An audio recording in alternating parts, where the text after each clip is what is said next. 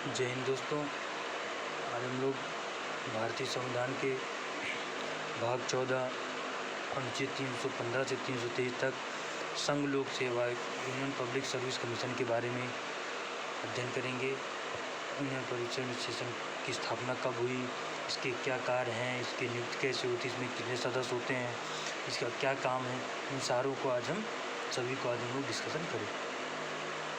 संघ लोक सेवा आयोग, पहली बात ये भारत में मेरिट पद्धति का प्रहरी होता है।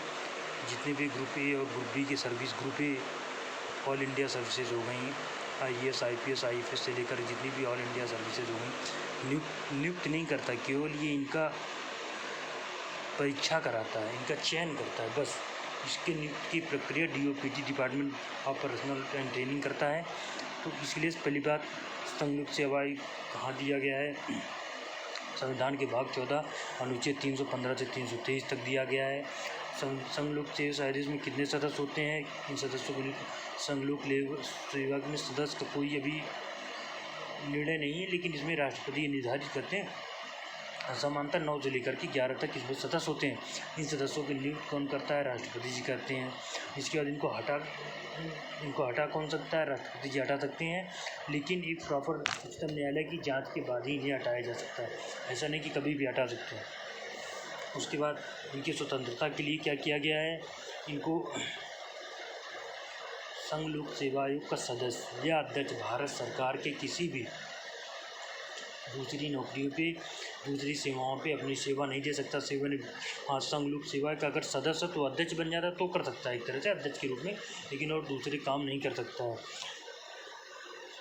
संघ लोक सेवा आयोग का अध्यक्ष ऐसा कार्यकाल बाद पुनः नियुक्त नहीं किया जा सकता है, कि इसलिए ऐसा स्वतंत्र बनाया गया ताकि ये निष्पक्ष बन जाए। पता लग, अगर मान लो ऐसा नहीं बनाएंगे तो ये किसी और पद के लालच में जा कर के फ्री एंड फेयर किसी के बाइस्ड हो सकते हैं, इससे रोकने के लिए ऐसा किया गया है।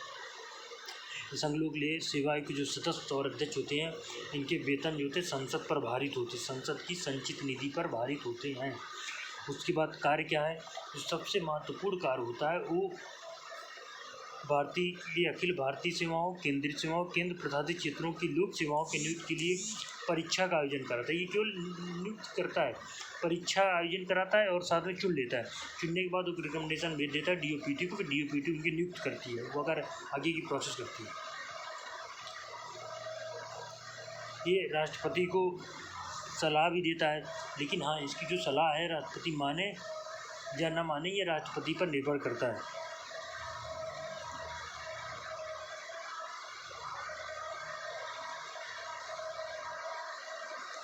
मेन यही कार्य होता है, नियुक्त करना, परीक्षा कराना, अखिल भारतीय सेवाओं, केंद्रीय सेवाओं या राज्य केंद्र प्रशासित सेवाओं क्षेत्रों के लोक सेवा में नियुक्ति के लिए परीक्षा का आयोजन कराता है।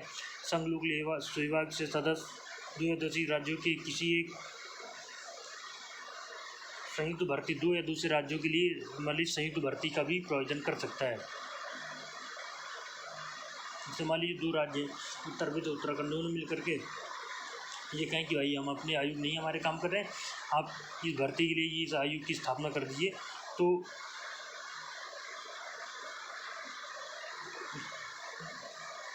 संघ लोक सेवा आयोग कर सकता है।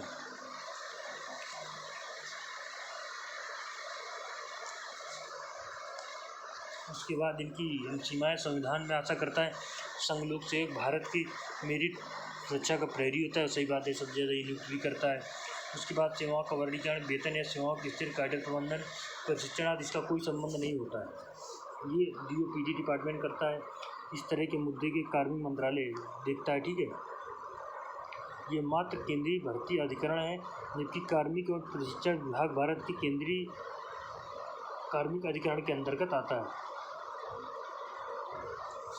संघ लोक सेवा आयोग राष्ट्रपति को सलाह भी देता है किसी मामले में, चाहिए, लेकिन राष्ट्रपति की सलाह मानना या न मानना ये राष्ट्रपति पर निर्भर करता है। अनुच्छेद 315 कहता है कि संघ लोक तथा राज्य लोक सेवा आयोग संघ तथा राज्यों के लिए सेवा आयोग हो। 316 कहता है सदस्यों की नियुक्ति तथा कार्यकाल दिया गया है। 317 लोक सेवा आयोग के सदस्य की बर्खास्तगी और निलंबन के बारे में बात की गई है। 318 आयोग के सदस्यों एवं कर्मचारियों की सेवा शर्तें नियम बनाने की शक्तियाँ दी गई हैं। 319 आयोग के सदस्य द्वारा सदस्यता समाप्ति के पश्चात पद पर बने रहने पर रोक लगाई गई है। 320 लोक सेवा आयोग के कार्य बताए गए हैं। 321 लोक सेवा आयोग के कार्यों को विस्तारित करने की शक्ति दी गई है। 322 लोक सेवा आयोग के खर्चों की बात की गई। 323 लोक सेवा के प्रतिवेदन की बात की गई है।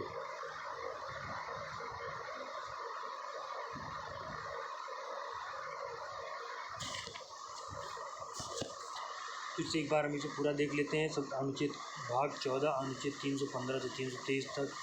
इसमें एक अध्यक्ष होता है, 8 या 9 सदस्य हो सकते हैं। नियुक्ति राष्ट्रपति के द्वारा की जाती है, लेकिन ये राष्ट्रपति के प्रताप पर्यंत कार्य इस तरह नहीं करते। पूरी जांच के बाद इन्हें हटाया जा सकता है। तो ये नहीं कह सकते कि ये राष्ट्रपति के प्रताप पर्यंत कार्य करते हैं। इनकी हमने स्वतंत्रता का प्रावधान कि इनके वेतन एवं भत्ते संचित नीति पर भारित होते हैं।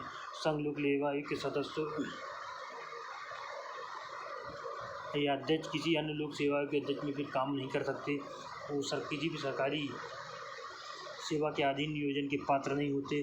उसके बाद इनसे आशा की जाती है कि लोक सेवा भारत में मेरिट पद्धति की पैरवी होगा। उसके बाद ये सेवाओं का वर्गीकरण, वेतन, सेवाओं का वेतन या सेवाओं की स्थिति, कैडर प्रबंधन, प्रशिक्षण आदि के इससे कोई संबंध नहीं है। इस तरह के मुद्दे कार्मिक एवं प्रशिक्षण मंत्रालय, जन लोक सेवा, शिकायत और पेंशन मंत्रालय के 3 विभागों में से एक देखता है।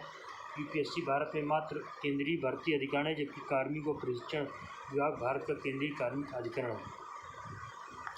संघ लोक सेवा आयोग की भूमिका न केवल सीमित है, बल्कि उसके द्वारा दिए गए सुझावों की एक सलाहकारी प्रवृत्ति की तरह ही होती है। केंद्र सरकार चाहे तो उसको माने और चाहे तो न माने।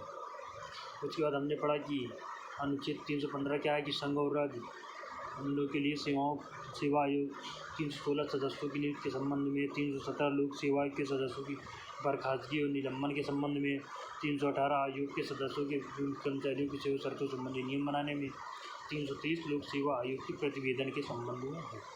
10 लोक सेवा संघ लोक सेवा इतना ही मेन पॉइंट था।